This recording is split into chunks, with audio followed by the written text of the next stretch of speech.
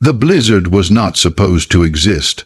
According to every weather report, the night was meant to be clear. Cold, yes, but calm. That was why Ethan Walker didn't cancel his drive. Northern Canada was unforgiving, but he had driven these highways for years. At 11:43 p.m., everything changed. The sky turned white. Not snowing, erasing. The road vanished. The trees disappeared. The world beyond his headlights simply stopped being real. His radio crackled violently. None. Identified weather system, do not travel. This storm is not behaving normally. Then silence. Ethan slowed his SUV, heart pounding. Visibility dropped to 0, and that was when he saw it. A figure standing in the middle of the road. Not waving, not moving, just standing there. Ethan slammed the horn. No reaction. As he crept closer, the shape became clearer and wrong. The body looked human, but the surface was frozen solid, like compacted snow molded into a person. Its face had no color, no warmth, and then it smiled. The blizzard screamed louder. Ethan reversed hard. The tires slid. Snow hit the vehicle like fists. The figure vanished, but the fear didn't. In his side mirror, Ethan saw something worse. Footprints. Fresh ones appearing in the snow one by one without a body making them. They were walking toward his car. Ethan floored the accelerator and barely escaped the white, out long enough to spot an old emergency shelter, a government cabin abandoned decades ago. He jumped out and ran inside. The door slammed shut. Inside was darkness and writing on the wall, scratched deeply into the wood. If you move, they notice you. Outside, the sound began. Slow footsteps, crunching snow, circling the cabin. Not one pair, many. Ethan looked through a narrow window. The storm had shapes now. Dozens of people stood outside. Men, women, children, all perfectly still. Their bodies were pale, almost blending into the snow. Their eyes were black and hollow. They didn't blink. One child stepped forward, its mouth opened, but no breath came out. Only freezing wind. You're still walking, the child said calmly. That's why you're alive. Ethan backed away, shaking. That's when he understood. The storm wasn't killing people. It was choosing them. Those who kept moving, those who panicked, those who ran, they were taken. The knocking started, every wall, every window, soft at first, then louder. The footsteps behind them did not rush. That was what terrified Daniel the most. They were steady, measured, each step placed with confidence, as if whoever, or whatever, was climbing knew the mountain intimately. Knew where not to slip, knew where death waited. Daniel raised his ice axe slowly. Nobody turn around, he whispered. Just keep moving. Mark disobeyed. The moment Mark turned his head, the wind died, not weakened, stopped. The mountain became silent in a way Daniel had never experienced before. No wind, no snow shifting, no breath except their own. Mark's face drained of color. There's someone standing there, he said softly. Daniel felt the pressure in his chest increase. Describe it. Don't look too long. Mark swallowed. It looks like a climber. Same gear, same packs. Lisa frowned. That's not possible. No one passed us. Mark's voice began to tremble. Its face is covered, goggles are iced over, but it's smiling. Daniel turned. He regretted it instantly. The figure stood less than 20 feet behind them. Human in shape, height, and build, but wrong in detail. Its climbing suit was old, decades old, the fabric torn and frost, burned. Its boots were missing, bare feet pressed into the snow. Perfectly, the goggles were opaque with ice, yet Daniel knew, without seeing, that something inside was watching them closely. The figure tilted its head, then it spoke. 4 came up today. It said calmly, only 3 are needed. The voice did not echo. It didn't even carry. It sounded as if the mountain itself was speaking directly into Daniel's skull. Mark screamed. That was the third mistake. The moment Mark's voice broke the silence, the mountain reacted. Snow shifted violently above them. A deep, low vibration traveled through the ground. Felt more than heard. Daniel shouted for everyone to drop. Too late. The slope gave way, not in a clean avalanche, not roaring or dramatic. The snow simply opened. Mark vanished instantly, swallowed downward without a sound, no sliding, no falling scream. 1 second he was there, the next gone. The ground sealed itself smoothly, as if nothing had happened. Lisa collapsed to her knees, sobbing. Daniel ran to the spot where Mark had stood, digging frantically with his axe. There was nothing beneath the surface. No body, no gear, no blood.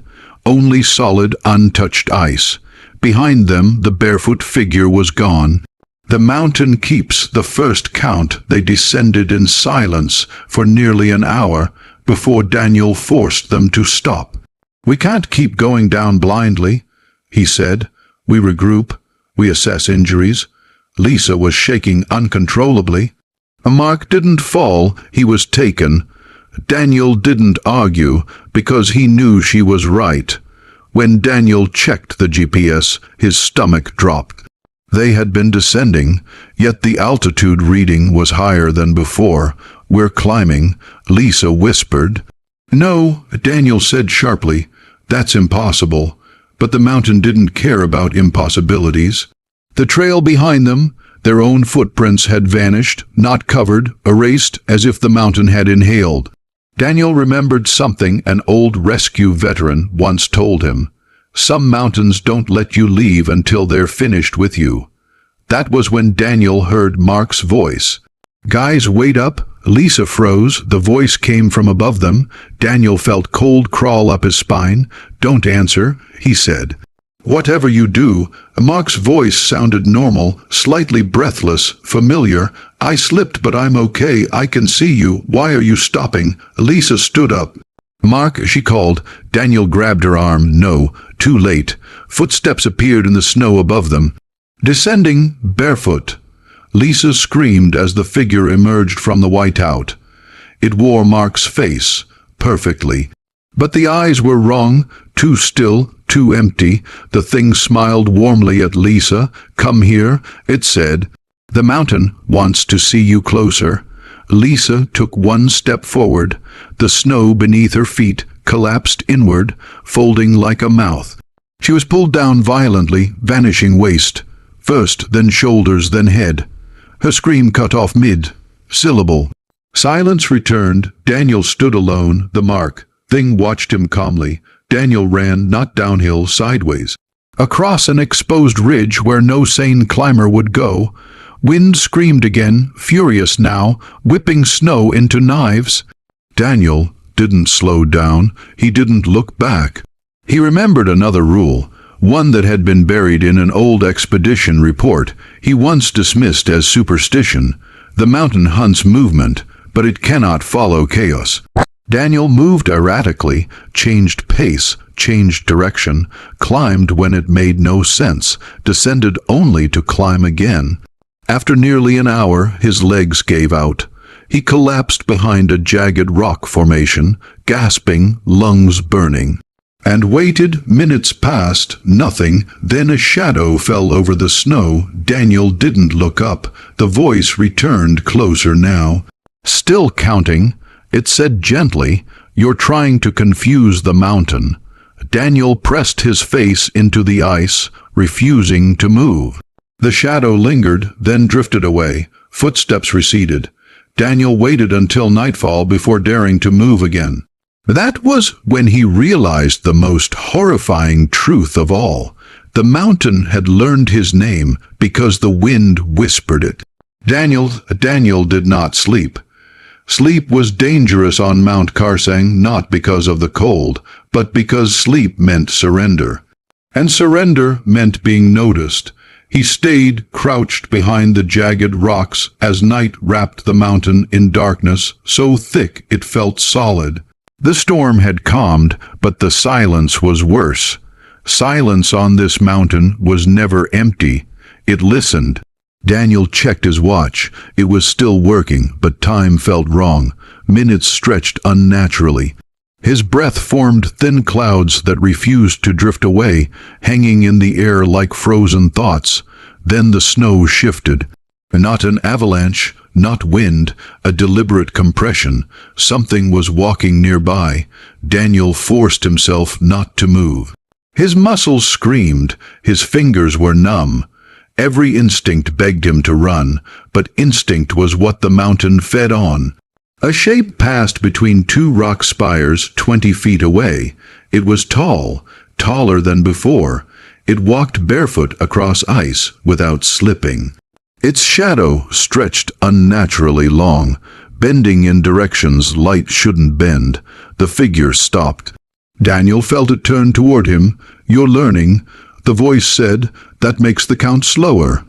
Daniel clenched his jaw. He didn't respond. The shadow lingered, then faded back into the white. Only then did Daniel allow himself to breathe. The dead camps by dawn. Daniel reached what should have been Camp 2. It wasn't. The tents were there, but old. Decayed, half buried in ice, equipment rusted, ropes snapped and frozen mid-fall. This was not his expedition's camp. This camp was decades old. Daniel recognized the insignia on one torn jacket. His stomach dropped. It belonged to an expedition that vanished 37 years ago. No bodies had ever been found, yet here were their camps, preserved, waiting. Daniel stepped carefully through the site, dread tightening his chest. Personal items lay scattered, journals, gloves, photographs. He picked up a notebook. The pages were stiff with frost, but one sentence was legible, written over and over in shaking handwriting. "Ideas counting U.S." Footsteps crunched behind him. Daniel spun around, ice axe raised. 3 figures stood at the edge of the camp. Mark, Lisa, and another climber Daniel didn't recognize, all barefoot, all smiling calmly. "You missed breakfast," Mark said pleasantly. Daniel's vision blurred. "You're not real." Lisa tilted her head. "We're what's left." The third figure stepped forward. His face was half erased, as if the mountain hadn't finished sculpting him.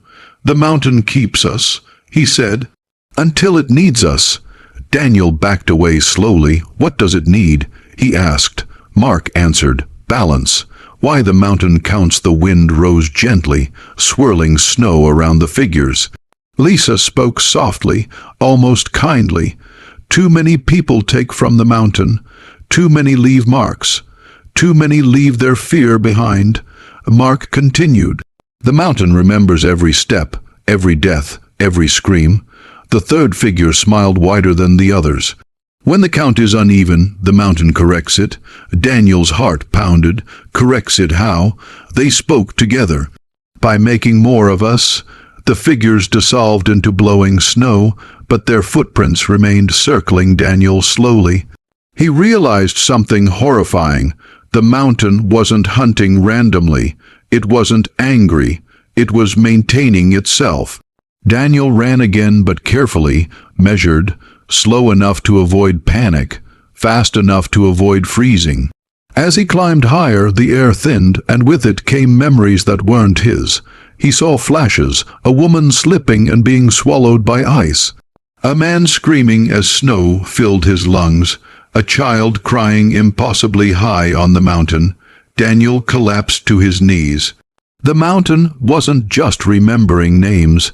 It was sharing them. The place where sound dies near the summit ridge. Daniel reached a strange zone. There was no wind here, no echo, no sound at all. Even his breathing made no noise. This was the place climbers never returned from. In the center stood a stone formation like a natural altar, black against the snow. Around it were frozen shapes, people caught mid-step, mid-reach, mid-scream. They weren't statues, they were paused, alive, but not moving.